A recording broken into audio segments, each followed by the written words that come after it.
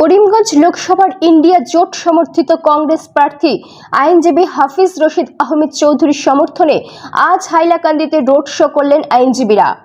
শহরের সর্দার বল্লভভাই প্যাটেল রোড থেকে NS road Ratanpur হয়ে সিরাজপট্টি পর্যন্ত হাফিজ রশিদ আহমেদ চৌধুরীর সমর্থনে পদযাত্রা করেন তারা।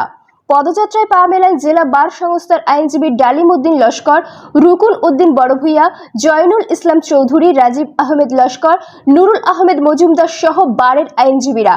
রোড শোতে অংশগ্রহণ করেন রাইজার দলের জেলা সভাপতি কামরুল ইসলাম বড়ভূঁইয়া, প্রাক্তন বিধায়ক হাজী সেলিম উদ্দিন বড়ভূঁইয়া, আম আদমি পার্টির কোঅর্ডিনেটর অপু পাল।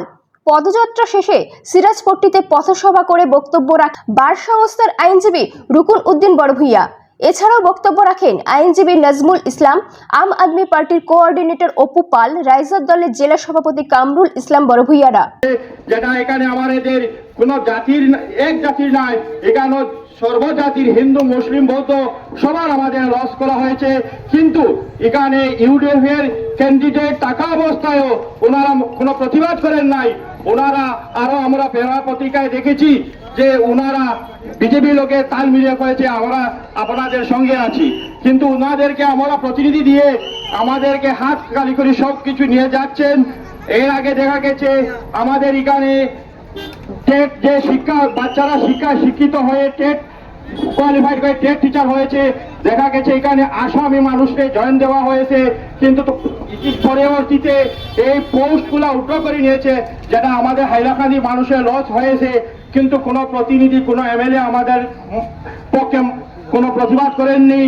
আর এর আগে আমরা দেখেছি ইউডিএফ এবং বিজেপি গভর্নমেন্ট থাকা অবস্থায় আমাদের এখানে মাদ্রাসা বোর্ড আসলো, মাদ্রাসা বোর্ডটা ভাঙ্গা হয়েছে, মাদ্রাসার স্কুলে পরিণত করা হয়েছে।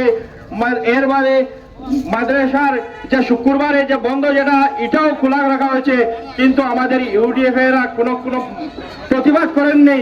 তাই আমরা যে উপযুক্ত ক্যান্ডিডেট পেয়েছি আমরা সবে বিপুল ভোটে জয়যুক্ত করতাম।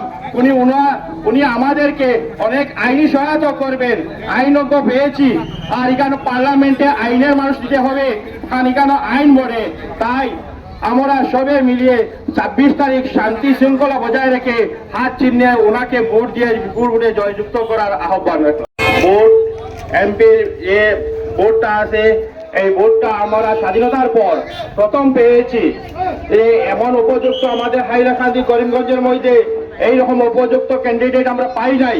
তাই আমরা এখানে সর্বদলে সব মিলিয়ে আমরা হিন্দু মুসলমান সবই মিলে আমরা হাত চিহ্নে ভোট দিয়ে ওনাকে বিপুল ভোটে জয়যুক্ত করতাম। কারণ আমরা ইতিপূর্বে আমরা দিয়েছি ইউডিএফ রে অনেক সময় দিয়েছি, বর্তমানে আসামে ইউডিএফ এবং বিজেপি যে চক্রান্ত করে যে প্রলোভন দেখিয়ে আমাদেরকে পিছ পড়িয়ে রেখেছে, আমরা অনেক আতঙ্কিত সব সময়। যে এখানে দেখা যায় আজকে আমাদের এখানে হাইলাকান্দি 3টা কনস্টিটিউয়েন্সি আসলো এমএলএ, যে এমএলএ 3টা কনস্টিটিউয়েন্সি কোটি কোটি টাকা আমাদের হিন্দু মুসলিম বৌদ্ধ জৈন সবের এক একটা এমএলএ ফান্ডে অনেক টাকা আসতো। আজকে সেই 3টা এমএলএ ভাঙ্গিয়ে 2টা এমএলএ করছে, যেটা এখানে আমাদের কোনো জাতির এক জাতির নয়, এখানে সর্বজাতির হিন্দু মুসলিম বৌদ্ধ সবার আমাদের লস করা হয়েছে। কিন্তু এখানে ইউডিএফ এর ক্যান্ডিডেট থাকা অবস্থায়ও ওনারা কোনো প্রতিবাদ করেন নাই। ওনারা আরো আমরা পেরা পত্রিকায় দেখেছি যে ওনারা বিজেপি লোকের তাল মিলিয়ে করেছে আমরা আপনাদের সঙ্গে আছি, কিন্তু ওনাদেরকে আমরা প্রতিনিধি দিয়ে আমাদেরকে হাত খালি করে সব কিছু নিয়ে যাচ্ছেন। এর আগে দেখা গেছে আমাদের এখানে টেট যে বাচ্চারা শিক্ষিত হয়ে টেট কোয়ালিফাইড করে টেট টিচার হয়েছে, দেখা গেছে এখানে আসামি মানুষকে জয়েন দেওয়া হয়েছে, কিন্তু পরবর্তীতে এই পোস্টগুলা উঠো করে নিয়েছে, যেটা আমাদের হাইলাকান্দি মানুষের লস হয়েছে। কিন্তু কোনো প্রতিনিধি কোনো এমএলএ আমাদের পক্ষে কোনো প্রতিবাদ করেননি। আর এর আগে আমরা দেখেছি ইউডিএফ এবং বিজেপি গভর্নমেন্ট থাকা অবস্থায় আমাদের এখানে মাদ্রাসা বোর্ড আসলো, মাদ্রাসা বোর্ডটা ভাঙ্গা হয়েছে, মাদ্রাসার স্কুলে পরিণত করা হয়েছে।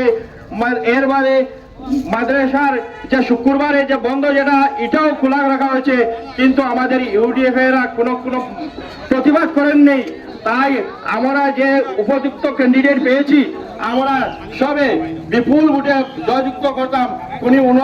উনি আমাদেরকে অনেক আইনি সহায়তা করবেন, আইনজ্ঞ পেয়েছি। আর এখানে পার্লামেন্টে আইনের মানুষ দিতে হবে, কারণ এখানে আইন বলে।